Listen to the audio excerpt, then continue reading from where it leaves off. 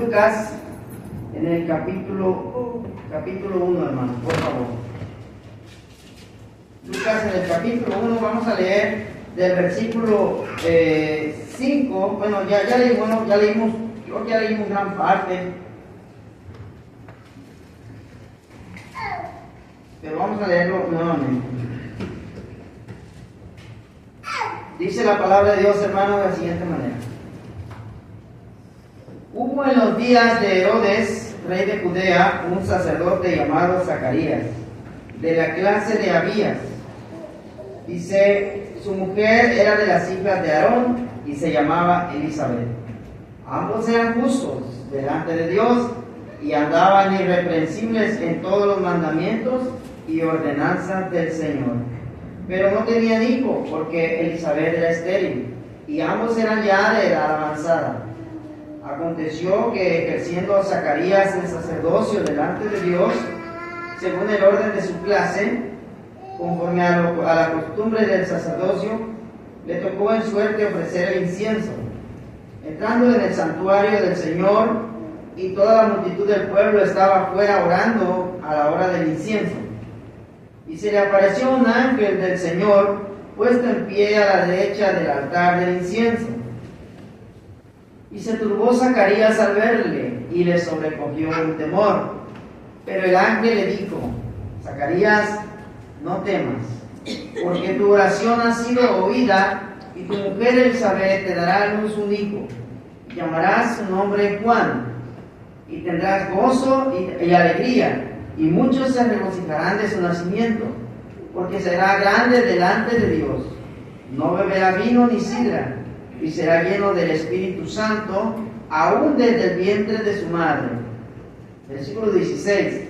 Y hará que muchos de los hijos de Israel se conviertan al Señor Dios de ellos, e irá delante de él con el espíritu y el poder de Elías, para hacer volver los corazones de los padres a los hijos, y de los rebeldes a la prudencia de los justos, para preparar al Señor un pueblo bien dispuesto. Dijo Zacarías al ángel, le dijo Zacarías al ángel: ¿en qué conoceré esto? Porque yo soy viejo, y mi mujer es de edad avanzada.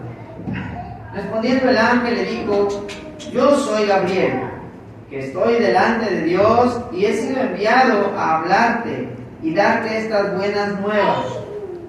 Y ahora quedarás mudo, y no podrás hablar hasta el día en que esto se haga, por cuanto no creíste mis palabras, las cuales se cumplirán a su tiempo. Y el pueblo estaba esperando a Zacarías, y se extrañaba de que él se demorase en el santuario. Pero cuando salió, no les podía hablar, y comprendieron que había visto visión en el santuario. Él les hablaba por señas, y permaneció mudo. Versículo 23. Y cumplidos los días de su ministerio, se fue a su casa. Después de aquellos días concibió su mujer Elizabeth, y se recluyó en casa por 5 meses, diciendo: así ha hecho conmigo el Señor en los días en que se dignó quitar mi afrenta entre los hombres. Hasta ahí, hermano, la lectura. Hasta ahí la lectura. Podríamos leer la otra parte, pero siento que nos vamos a ir mucho, muy adelante, hermanos. Vamos a analizar esta parte. Bueno, hermanos, en esta tarde yo, hermanos, quisiera que juntos con ustedes, hermanos, pudiéramos estudiar, analizar acerca de este pasaje. Mire, aquí en esta ocasión nos menciona la Biblia este personaje llamado Zacarías. Nos dice de él que era un sacerdote judío que pues estaba presentando su ofrenda y estaba dirigiendo al pueblo de Israel en aquella adoración que el pueblo acostumbraba a hacer. Zacarías era un sacerdote y nos dice que correspondía a una clase de sacerdotes de la clase de Abías. Hermanos, ustedes recordarán que los judíos solamente habían algunos que podían ser sacerdotes, ¿verdad? No cualquiera podía ser sacerdote. Había una tribu de Israel que era designada para el sacerdocio, para la dirección en la adoración a Dios en el templo de Jerusalén. También, hermanos, no solamente nos habla de Zacarías, sino que además también nos habla de la esposa de Zacarías, la cual se llamaba Elizabeth. Y dice de Elizabeth que también ella era descendiente, hermanos, nos dice que era de las hijas de ¿quién? De Aarón. Entonces, hermanos, ambos eran descendientes de las familias de los ¿qué, hermanos? De los sacerdotes. Es decir, que eran personas que habían sido ellos elegidos por Dios desde antes, hermanos. Desde antes Dios ya los había elegido. Y qué maravilloso, hermanos, que Dios sigue cumpliendo a través de los años en la descendencia su palabra y sigue escogiendo a los que Él dijo que escogería. Qué maravilloso. Que aquí vemos a los descendientes de los sacerdotes, hermanos, cómo van a experimentar ellos algo que ninguna otra pareja, ninguna otra familia en ese tiempo lo vivió, sino solamente José y María y ellos. Pero ahorita vamos a ver a José y María más adelante. Miren, hermanos, dice ahí, ¿cómo eran esta pareja? Esta pareja, este matrimonio, dice el versículo 6, en primer lugar, nos dice que ellos eran justos delante de Dios. Entonces quiere decir, hermanos, que Zacarías y Elizabeth eran un matrimonio que ahora sí que se portaba bien, hermanos. Que se portaba bien. Eran justos, significa que Dios no tenía nada de qué acusarles. Delante de los ojos de Dios no tenía ninguna condena, ¿verdad? Algún pecado por ahí escondido, no. Eran justos delante de Dios. Lo cual nos indica, hermanos, que eran una pareja que amaba la obra, que amaba a Dios y que estaba comprometida con el servicio a Dios. Tanto es así, hermanos, que Zacarías sigue cumpliendo con su labor de sacerdote. Los sacerdotes judíos, como es el caso de Zacarías, hermanos, eran elegidos para ir a dirigir al pueblo en la adoración y se iban por varios días. En el caso de Zacarías, todos los sacerdotes eran designados para que cierto tiempo los iban rolando, ¿no? Le tocó el rol a Zacarías ir a ofrecer adoración y se echaron suertes entre los sacerdotes y le tocó de suerte dar el incienso, ofrecer el incienso en el altar. Pero esto lo hacían por varios días, ¿ok?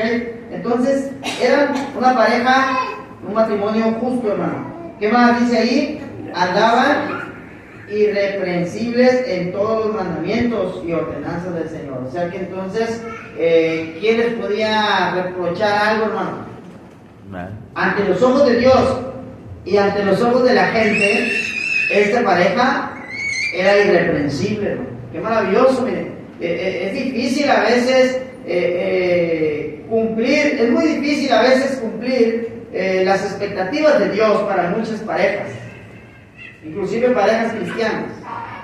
Pero supóngase que usted y yo, con nuestro matrimonio, estamos cumpliendo las expectativas de Dios, pero muchas veces no cumplimos las expectativas de las otras personas. Y a lo mejor delante de Dios estamos bien, pero delante de la gente siempre nos encuentra algo, ¿verdad? La gente siempre va a encontrar algo. No, es que Miguel tiene esta actitud. Es que Jorge tiene esta actitud, ¿verdad, Víctor? Entonces, hermano, sin embargo, ellos no. Ellos delante de la gente eran también irreprensibles. Nadie les reprochaba nada. Era una familia respetada. Sin embargo, hermanos, esta familia tenía una situación de tristeza, y esa tristeza que ellos tenían, dice el versículo 7, pero no tenían hijo, porque Elizabeth era estéril. Para empezar, pues Elizabeth nos dice la palabra, ¿verdad?, que era estéril. Y una mujer pues estéril, pues normalmente, hermanos, una mujer cuando no puede tener hijos, pues le da tristeza, ¿verdad? Y aparte de eso, si el esposo quisiera a sus hijos, pues también le da tristeza al esposo. Inclusive para un judío, ya lo hemos estudiado, ¿se acuerdan cuando estudiamos Mateo? Que para un judío elegir a una mujer era algo muy importante, porque él tenía que pensar en qué, hermano, en su descendencia. ¿Quién era la mujer con la que él iba a hacer su descendencia? ¿Quién iba a ser? Entonces ellos la elegían, cuidaban mucho, no podían andar eligiendo cualquier mujer. Sin embargo, ellos, hermanos, pues aunque estaban dentro de las reglas de Dios, casados y todo, pero no podían tener hijos. Entonces, hermanos, vean qué interesante. Tenían esta situación, ¿verdad? Nos dice allí, hermanos, que, bueno, Zacarías se fue a ofrecer esa adoración, a dirigir al pueblo en la adoración. Y, hermanos, dice en el versículo 10 que todas las multitudes del pueblo estaba afuera orando a la hora del incienso y él estaba dentro orando, ofreciendo el incienso. Y dice el versículo 11 que se le apareció un ángel, hermano. Allá dentro del santuario se le aparece un ángel. ¿Y qué es lo primero, hermanos, que Zacarías dice ahí en el versículo 12? Se turbó Zacarías al verle y le sobrecogió, ¿qué, hermanos? Un temor. ¿Cómo sería haber visto a aquel ángel, verdad? Sí, obviamente que Zacarías pues no se esperaba, ¿verdad? No se esperaba. Ahora, ¿cómo sería la presencia, la imagen? Porque no dice ahí que lo escuchó solamente, sino que además lo vio. Entonces, hermanos, ¿cómo sería la presencia, la imagen de aquel ángel, no? Es algo para razonar, reflexionar. Pero bueno, hermano, dice que él tuvo miedo y entonces el ángel al verle dice, Zacarías, no temas, fíjese bien, hermano, porque tu oración ha sido oída y tu mujer, Elizabeth, ¿qué dice, hermano?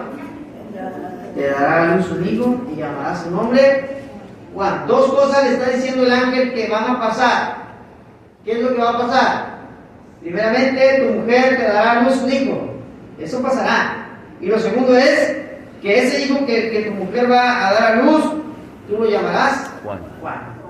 Esas dos cosas van a pasar.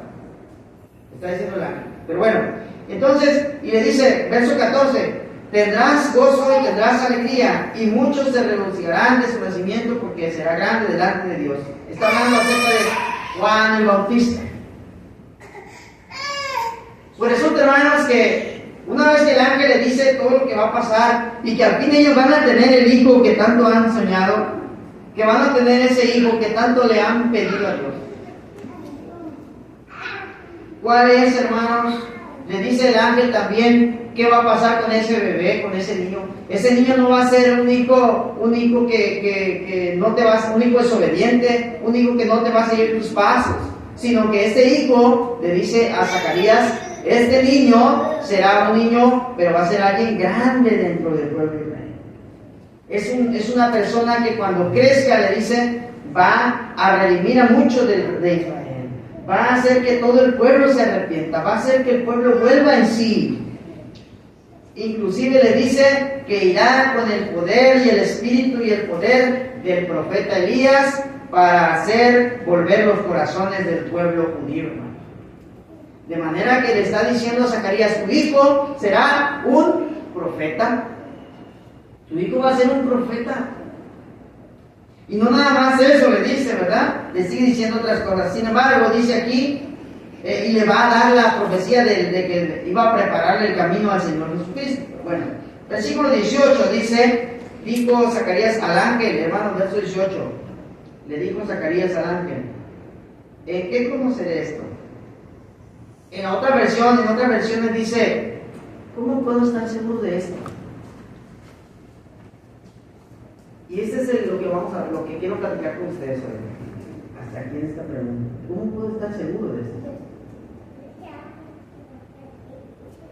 Y no solamente se queda preguntando, se hubiera quedado ahí, Zacarías se hubiera quedado ahí, no hubiera pasado nada, ¿no? ¿Sí? Porque, hermano, miren, lo que hoy vamos a hablar, estamos viendo y vamos a hablar es acerca de las dudas. Nosotros, hermano, es normal tener dudas. Es natural de nuestro ser, de nuestra persona, es natural tener dudas. Pero lo malo es cuando nuestras dudas nos llevan a desobedecer y a poner en tela de juicio la capacidad y el poder de Dios de hacer las cosas. Sobre todo cuando Dios ya dijo que las cosas se harán o sucederán. No es malo tener dudas para preguntar, para saber. Lo malo es cuando estás tan convencido Y la pregunta de Zacarías es así, hermano. Él no creía que pudiera ser esto cierto, porque le dice, ¿cómo puedo estar seguro de esto? Y luego da, ¿qué, hermanos? El argumento. A ver, le voy a pedir a Wendy y a Valeria que se vengan aquí, por favor. Me están distrayendo, hermano. Vénganse, Valeria y Wendy. Gracias. Sí, porque la hermana Nora está cuidando a la bebé, pero ellas están concentradas en la niña. Y yo quiero que estén concentrados aquí. ¿Vale? Gracias. Hermanos, bueno, continuamos. Pongan atención porque lo voy a preguntar. Muy bien. Dice el versículo 18. ¿En qué conoceré esto? Le dice Zacarías a María. ¿Cómo puede estar seguro? Y le dice, ¿cuál es el argumento que él tenía en la mente, hermano? Porque yo ya estoy un hombre viejo y mi esposa también ya es una señora de avanzada edad. ¿Qué tan viejo podría ser, hermano? Bueno, según las leyes judías, un sacerdote podía ejercer su sacerdocio máximo hasta los 60 años. De los 50 a los 60 ya un sacerdote podía, pero ya después de esa edad, hermano, ya no podía. Ya era, por su edad misma, ya se le daba lugar a otro. Pero si aquí nos dice que Zacarías había sido enviado durante su temporada que le tocó ir a ofrecer adoración, ¿qué quiere decir entonces? Que él andaba más o menos por ahí en esa edad para abajo. Pero si dice que él se consideraba viejo, probablemente vamos a decir que entonces estaría entre los 50 y los 60, ¿no? Por ahí. Porque si hubiera tenido unos 40, 30, pues yo al menos no me considero viejo, ¿verdad? ¿Quién que tiene aquí se considera viejo a los 40? Yo creo que no. Es más, ni a los 50. Entonces por ahí pudo haber andado, ¿verdad? Entre 50 y 60. Por ahí. Pero no tenía 120, hermano. No tenía 80 años ni 90, ¿verdad? O sea, tenía 50 o 60 por ahí. Pero, ¿qué pasa, hermanos? ¿Qué pasa con la duda? La duda, hermanos, es el arma que utiliza el diablo, hermanos, para alejarnos de Dios. Es el arma más poderosa. ¿Sabe usted que la duda fue la primera arma que el Satanás usó? ¿Qué dice Génesis? A ver, Valeria, tú que te acuerdas. Allá en Génesis, ¿qué le dijo Satanás a Eva cuando habló con ella por primera vez Satanás? ¿Qué le dijo, Valeria? A ver, buen día, ayúdale. Vamos para allá, Génesis, analiza, recuerden. ¿De la manzana? Del árbol, pero ¿qué le digo? Ahí va, ahí va.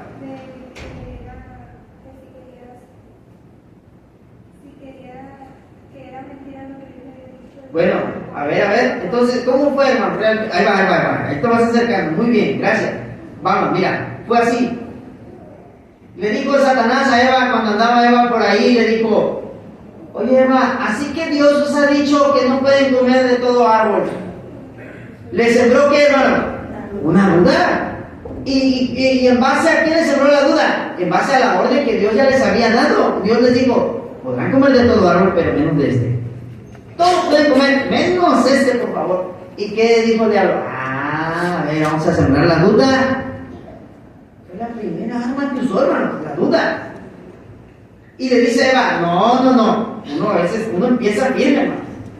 Y le dice a Eva, no, sino que Dios ha dicho, de todo árbol podrás comer, menos de este. Porque el día que comas, porque ¿cuál es la consecuencia? Dice Eva, porque el día que de él comieres, ciertamente morirás. ¿Y qué le dijo Satanás? Sabe es Dios. Cierto, hermano, no morirás. Hermanos, así es la duda hasta hoy. El diablo sigue usando esta arma, hermanos. Y lo peor de esta arma es que parece un arma inofensiva. Pero hermanos, hay muchos cristianos que aún viven con dudas. Hay muchos cristianos fieles, hay muchos cristianos trabajadores, hay muchos cristianos de muchos años, pero que tienen todavía dudas sobre las cosas que Dios ha dicho. ¿Tú has oído que Jesucristo vendrá, Wendy, por segunda vez? ¿Y qué vendrá a hacer? A llevarse a los suyos. ¿Vendrá por ti? ¿Lo crees? ¿Lo creemos? ¿Sabe por qué los jóvenes no se bautizan y no obedecen? Porque no están convencidos de que eso vaya a ser verdad. Porque tienen dudas, porque allá en la escuela o por allá los amigos dicen, yo no creo que exista Dios. Yo no creo que realmente vaya Dios a destruir la tierra si Dios es amor. Es más, yo creo que ni existe Dios. Y así, hermanos. En las escuelas están ahorita, hermanos, desde antes, desde siempre. Yo me acuerdo que cuando yo estaba en la preparatoria, hubo una clase que se llamó filosofía. Y la filosofía es el amor a la sabiduría. Entonces, esa filosofía, ¿sabe dónde nació? Desde allá de Grecia. Los griegos pusieron, fueron los que hablaron acerca de cuestionar las cosas que se dicen que existen. Entonces, hermano, hoy en día la juventud está llena de dudas. Joven, que estás aquí, yo sé que tienes dudas, pero vamos a ver hasta dónde debemos dejar que la duda esté. Es normal que a veces esté, pero hasta dónde podemos dejar que la duda llegue y cómo podemos vencer la duda, hermano. Entonces le dice Zacarías, ¿cómo puedo estar seguro de esto, Ángel? ¿Y cuál es el argumento? ¿Por qué? ¿Cuál es el argumento, hermano Juan? Porque yo ya estoy viejo. Hermanos, ¿por qué uno duda? Si es lo que diga. ¿Verdad? Bueno, vamos para allá. Hermanos, uno a veces pone en duda las cosas que están fuera de la lógica o la razón. Hermano, pero si usted le dijera lo que sucedió antes, ¿no? Si usted le dijera, oye, Mero, vamos a cruzar el Río Bravo, pero vamos a cruzarlo caminando arriba sobre las aguas, ¿usted creería? Ahorita, piense humanamente, hermano. Lo que pasa es que la duda entra en el ser humano o en el hombre, en la persona, cuando son cosas que son sobrenaturales, cuando son cosas que jamás has visto, cuando son cosas que dices tú, no creo que se pueda hacer posible. Entonces, por naturaleza el hombre tiende a dudar. No que estés mal, no que estés dudando de la palabra de Dios, no que estés dudando de esto, del otro, sino que entra la duda cuando son cosas que nunca has experimentado. Entonces, este hombre, pues para empezar, vio al ángel y vio algo que él jamás había visto. Se turbó, se asustó, entró en pánico, y después de que entró en pánico empezó a hablar con el ángel, y el ángel le dijo esa... ¿Y no cree usted que si ya está viendo el ángel, en vez de dudar, debió haber creído más? Si ya lo está viendo ahí. Lo que pasa es que aún así, aún así el ser humano no termina por entender, no termina por discernir en ese momento. Inclusive en ese momento no podía discernir todavía, hermano, todo lo que estaba escuchando. Gracias, hermano. Mire, hermano, si a nosotros nos dicen, oye, pero es que eso no tiene lógica.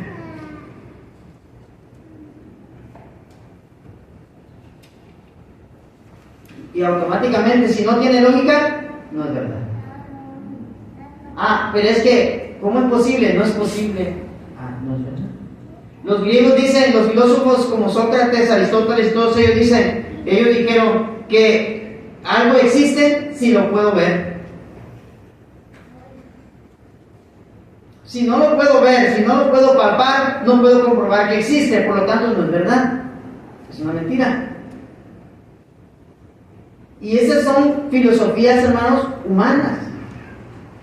Entonces, ¿qué está pasando, hermano? A veces nosotros limitamos la fe, el poder de la fe. ¿Por qué, hermano? Porque nos vamos demasiado a la razón, al uso de la razón y la lógica. Por ejemplo, hermanos, ¿qué probabilidad habría de una persona que tiene cáncer? A ver, ustedes hermanos y hermanas, una persona con cáncer, ¿cuál es lo primero que piensa uno? La humanidad entera y la sociedad. Una enfermedad muy difícil, ¿verdad? Inclusive muchos que han tenido cáncer no la han librado, ¿verdad? Así dicen, ¿no? ¿Y qué pasa, hermano? Como esa es la lógica y esa es lo que la razón nos da a entender, Y si el doctor te dice, mire señora, su marido o su esposa, señor, mire su esposa, ya no le doy más que un mes.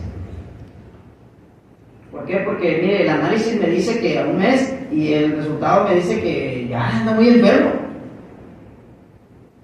Y como estás haciendo uso de la razón y de la lógica, pues dentro de esos niveles y parámetros, pues es imposible que suceda, que se sane. Sin embargo, hermanos, las promesas y las cosas que Dios dice superan las leyes de la naturaleza, las leyes de la física y todas las leyes que existen. Por eso la fe, nuestra fe, hermanos, no está basada en lo que vemos, como dijo el apóstol Pablo.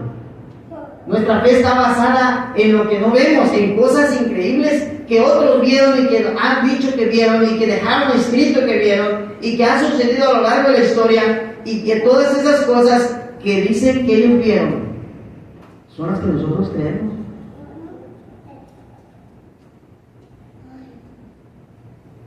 Hermanos, cuando nosotros estamos enfermos, cuando oramos confiando en que Dios nos va a sanar.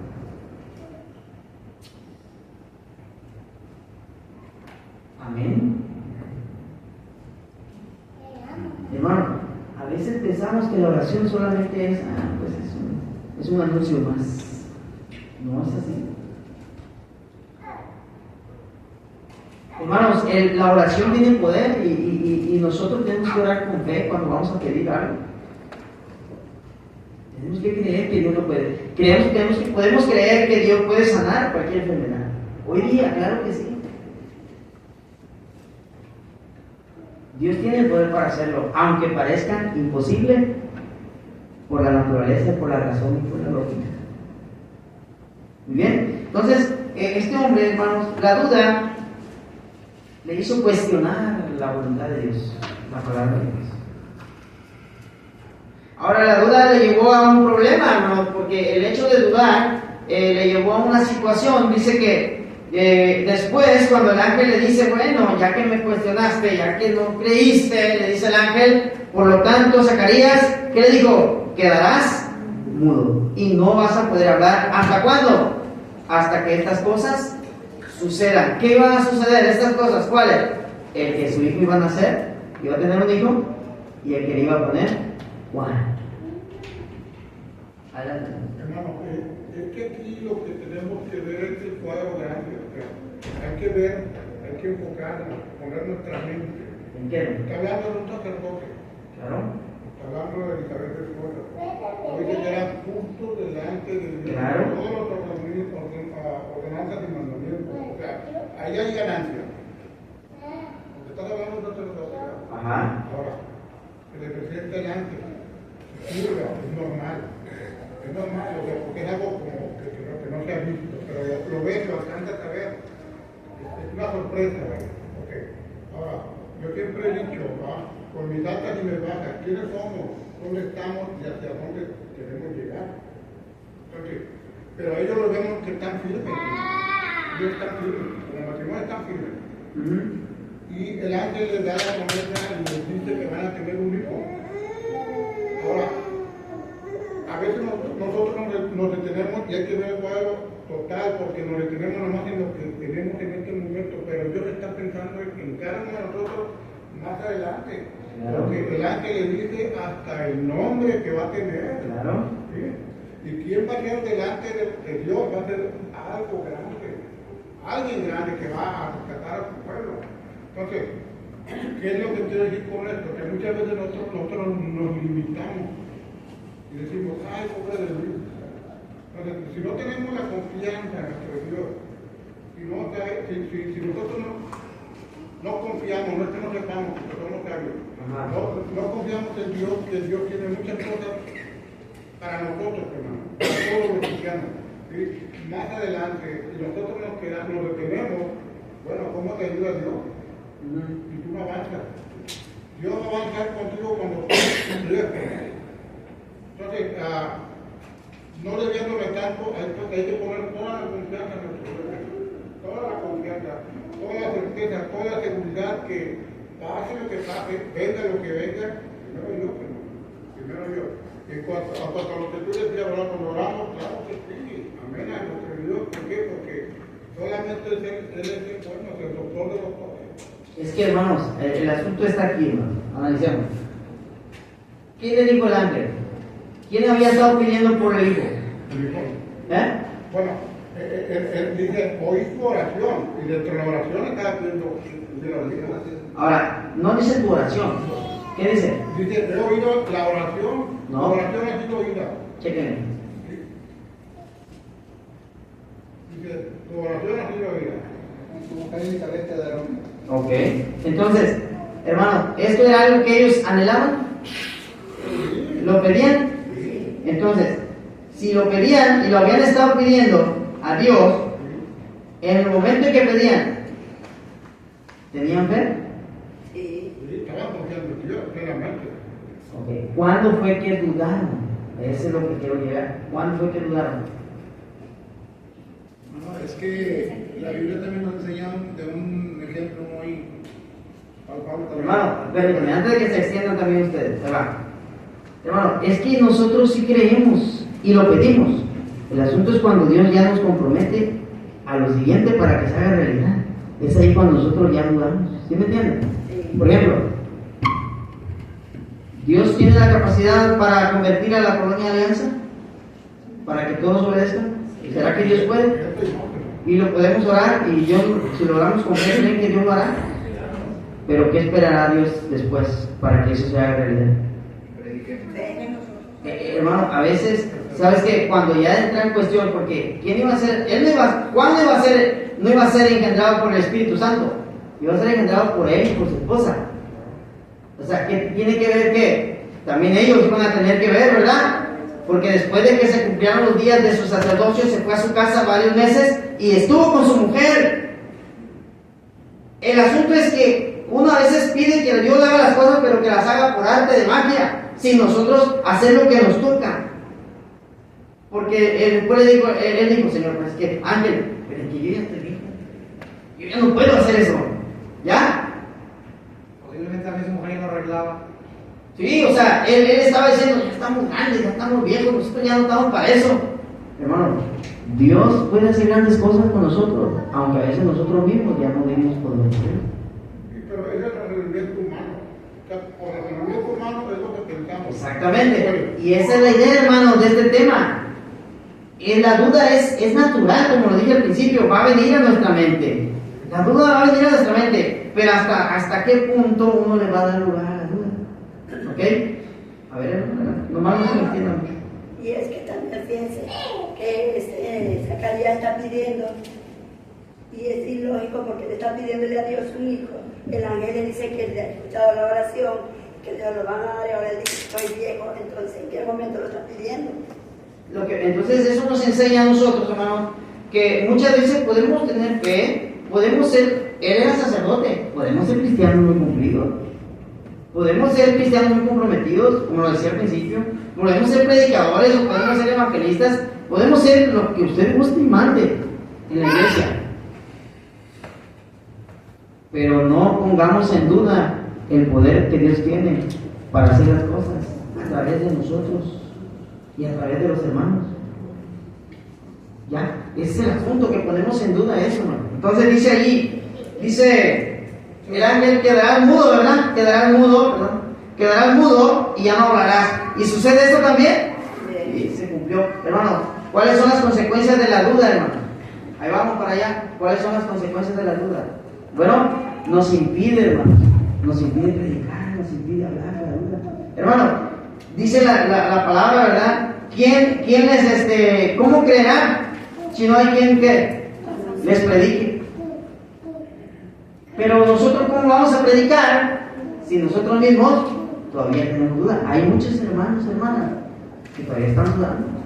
E inclusive muchos dudan si realmente las cosas que se hacen y así deberían ser. Hay algunos cristianos que dudan de, ¿será que estoy en la iglesia de verdad?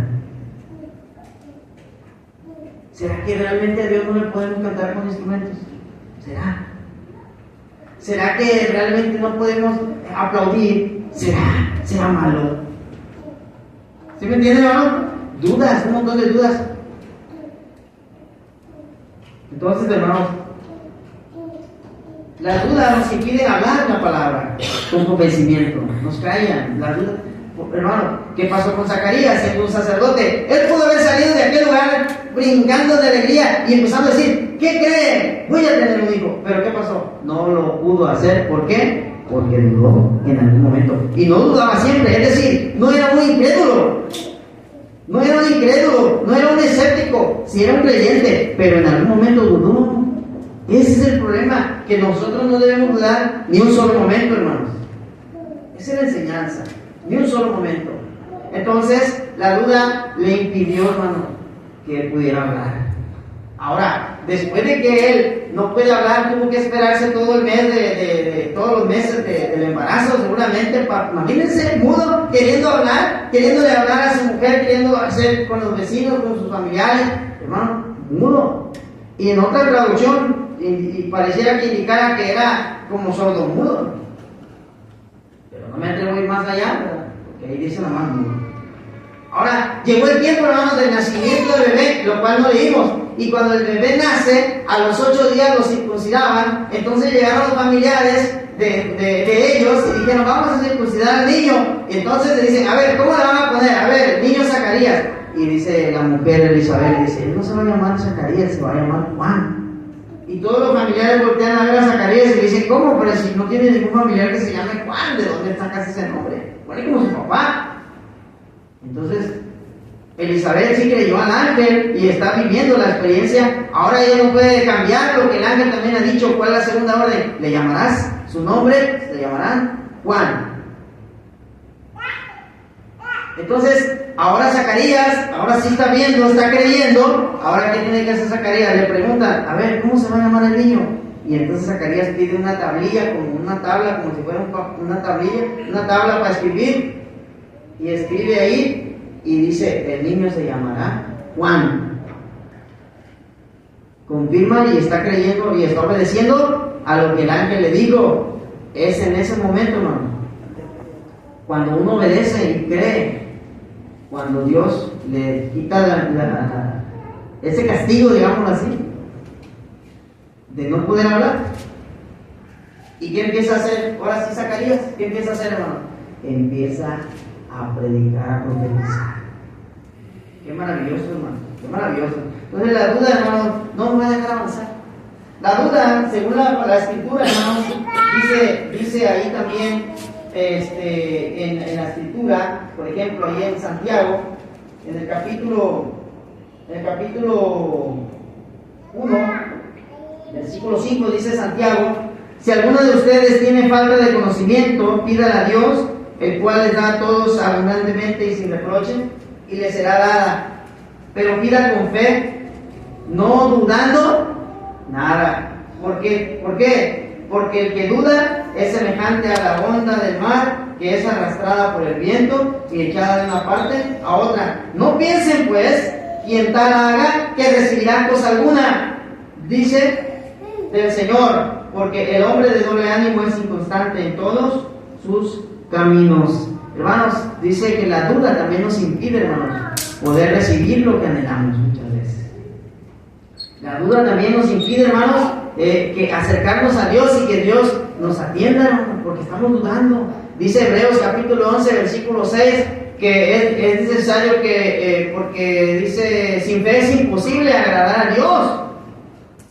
Porque es necesario que el que se acerca a Dios crea que le hay y que Él es galardonador de los que le buscan. Si nosotros nos acercamos a Dios, hermano, tenemos que venir con fe, creer firmemente que Dios puede hacer las cosas, creer las promesas de Dios, creer lo que Él ha dicho que sucederá. Por eso nosotros creemos, hermano, y esa fe nos lleva también a obedecer la palabra, ¿verdad? A obedecer las cosas. También, hermanos, la duda es un problema, hermanos, el cual nos impide muchas cosas. También dice la escritura, por ejemplo, allá en el libro de Marcos, en el capítulo 9, versículo 14, nos dice en adelante, hermanos, que había un muchacho endemoniado, el cual había sido, pues ahora sí que poseído, y el papá de este muchacho lo llevó con Jesucristo y le dice: Señor, es que tus discípulos no pudieron con ese demonio. ¿Y por qué no pudieron sacar aquel demonio de este muchacho? Porque no creyeron que podían lograrlo. Entonces el Señor dice: hombres de poca fe, les he dicho que si tuvieres fe, vas a lograr las cosas se harán. Entonces le dice al hombre, al padre del muchacho, le dice: ¿tú crees? Y el hombre le dice: sí creo. Pero también le dice otra cosa. Le dice: creo. Ayuda a mi incredulidad. Hermanos, ¿qué está diciendo el hombre con eso en Marcos, en ese pasaje? En parte sí creía, pero en parte quería ver para creer. Mucha gente es así, hermano. Tengamos cuidado. La duda es un problema muy grave. Sin embargo, el Señor, para demostrarle que Él podía, sacó aquel demonio, hermano, para dar aquella enseñanza. Muy bien, hermano. Bueno, entonces, hermanos, la duda es un problema, es un arma enemiga que nos impide, hermanos, nos impide recibir de Dios las bendiciones. Es un arma, es un problema, hermanos, es una tentación también que nos impide poder predicar la palabra con liberalidad, con sinceridad, con alegría. ¿Por qué? Porque las dudas están abarcando y tocando el corazón de la persona. También las dudas impiden que nosotros seamos fieles, hermanos. ¿Sabe por qué? Porque dice ahí Santiago, ¿verdad? Dice que el que duda es semejante a la ola del mar que es arrastrada de allá para acá. ¿Qué significa esto? Que ahorita está aquí, ahorita está allá, su rumbo es desconocido, anda para allá y para acá, no sabe para dónde va. Así son las personas que andan de religión en religión, hermano, que andan de iglesia en iglesia. ¿Por qué? Porque si viven con muchas dudas, viven siempre cuestionando. ¿Y qué pasa con estas personas? Se vuelven, dice, personas de doble ánimo. ¿Qué significa eso? Que en todas las cosas que hacen son así, inconstantes en sus caminos, ¿verdad? ¿Qué quiere decir? Que no tienen determinado su camino, no tienen determinada su fe. Entonces, la duda es algo bien peligroso, hermanos. Entonces, ¿cómo podemos vencer la duda, hermanos? Bueno, una de las formas para vencer la duda, hermanos, es la oración. La oración, hermanos, es muy vital para vencer las dudas. Hay que orar, hay que pedirle a Dios sabiduría, como lo dijo Santiago, ¿verdad? Ahí en el pasaje que leímos. Hay que orar. ¿Qué más hay que hacer para vencer las dudas, hermano? Hay que aprender, hay que leer la palabra. Por ejemplo, alguien podría decir: oye, yo no conozco, yo tengo una duda. A veces pasa la persona, me pregunta, o ustedes a lo mejor han preguntado: oye, yo tengo una duda. A ver, ¿cuál es tu duda? Oye, pero ¿por qué si Dios, dicen, me han dicho, ¿por qué si Dios, me dijo un hombre, oye, entonces, Dios también es pecador? Le dije. Yo le dije: ¿por qué dices eso? Dice: pues tú también Dios toma, o Dios hace esas cosas feas, y pecado. Le dije: caray, le dije, a ver, ¿por qué dices eso? Dice: porque dice la Biblia que Dios nos hizo a su imagen y a su semejanza. Entonces, si yo soy lujurioso, si yo soy pecador, si mi mente vaga, entonces, fíjense, hermano, de lo que me está diciendo este hombre. O sea, y él está dando su razonamiento, pero ¿cómo lo está dando? ¿Un razonamiento qué? ¿Lógico? ¿Es lógico o no es lógico? Sí, es lógico, pero Dios no se rige por la lógica, ni por la ciencia natural, ni lo que usted quiera, hermano. Hay una explicación, hay una respuesta bíblica, hay una respuesta espiritual para esa pregunta. Y así muchos, ¿verdad? Oye, yo tengo otra duda. A ver, ¿cuál es tu duda? Pero entonces, si Jesucristo convirtió el agua en vino en aquellas bodas de Caná, entonces, podemos tomar vino, podemos emborracharnos. ¿A poco no han escuchado eso, hermano? Y son dudas razonables ante la sociedad, ante la lógica de la filosofía del mundo. Y si usted le hace esa pregunta, ¿qué va a responder? ¿Qué vamos a responder? Por eso, ¿qué tenemos que hacer para vencer la duda? Adquirir conocimiento, estudiar la palabra, saber los tiempos, saber las respuestas. Por ejemplo, a la primera duda, le dije, sí, nomás que estás equivocado en algo. Le dije, mira, el pecado comenzó después de Adán y Eva que desobedecieron. Y donde dice que Dios nos hizo como forma de su semejanza, es antes de que ellos desobedecieran a Dios.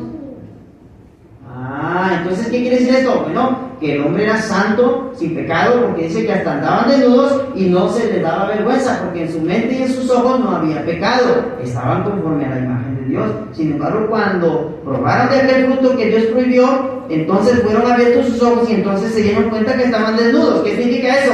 Ahí es donde entró el pecado en ellos. A partir de ahí empezó el pecado. Hay una respuesta, ¿verdad, hermanos? Pero sin embargo, hermanos, las dudas van a surgir siempre. ¿Sí? Igual, la respuesta para el hombre que me preguntó, oye, entonces podemos tomar vino, porque el Señor convirtió el agua en vino. Sin embargo, en ese pasaje dice la Escritura y dice, y estas cosas hizo Jesús para demostrar su poder a los que estaban en esa fiesta. ¿Cuál era el propósito de convertir esa agua en vino? Mostrar su poder por primera vez. Entonces, hermanos, Dios hace las cosas con un propósito y todo tiene una respuesta, ¿verdad? Entonces, ¿qué necesitamos? Estudiar la palabra, conocer la palabra de Dios. ¿Qué más, hermanos? Tenemos que relacionarnos con gente creyente, con gente que sabe de la palabra, para que nuestras dudas sean aclaradas. Hermano, hay dudas que son correctas. Mire, le voy a poner un ejemplo. Por ejemplo, dice la Escritura que cuando el apóstol Pablo predicaba, había unos hermanos, dice, los de Berea. ¿Qué hacían los de Berea, hermano? A ver, hermana Nora, ¿qué hacían los de Berea? Escudriñaban para ver si lo que les habían dicho era cierto. Escudriñaban las Escrituras para ver si lo que Pablo les dijo era cierto o no era cierto. ¿Es una duda? Sí, pero es una duda enfocada. Es una duda con propósito. No es una duda que excluye a Dios de su poder y su capacidad o de sus promesas. Es una duda que busca esclarecer si están de acuerdo a la verdad de Dios. No todas las dudas son malas. ¿Sí me entienden? Entonces, hermanos, ojalá que nosotros podamos aprender de esto de Zacarías, ¿verdad? De que pues, no debemos dudar del poder de Dios y de las promesas que Él ha dicho que sucederán. Porque pues pueden suceder cosas. Ok, hermanos, disculpe que me pasé un poquito, nos pasamos, ¿verdad? Porque estuvimos comentando, pero eso también es agradable. Sí, hermano, yo lo que puedo ver es cómo este matrimonio seguía fiel a Dios, aunque Dios no había contestado a su oración, a sus peticiones. Aunque Dios no había contestado a sus peticiones, ellos seguían fieles a nuestro Dios. Ahora también su duda es no tanto en lo que Dios podía hacer, sino que en lo que ellos podían hacer. Exactamente, hermano. Esa era lo que no creía a Zacarías, en que él pudiera crear a un hijo porque ya era viejo y su mujer también ya seguramente ya no podía tener hijos. Yo no puedo hacer esto. No es que Dios no pueda, sino es que yo no puedo. No creo en mis capacidades. Y en que yo puedo utilizar mis capacidades para que Dios cumpla su propósito.